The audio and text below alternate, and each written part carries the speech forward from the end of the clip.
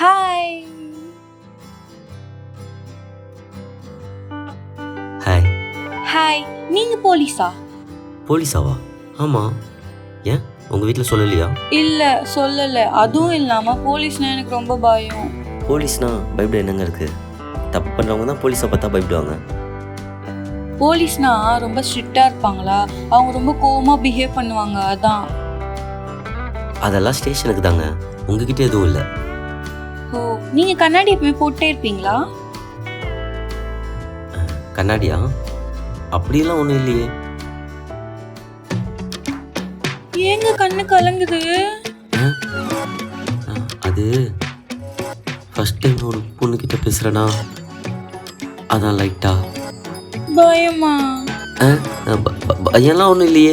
அது நீங்கள் எதாக இருந்தாலும் அம்மா கிட்ட பேசிக்கோங்க. ஐயோ.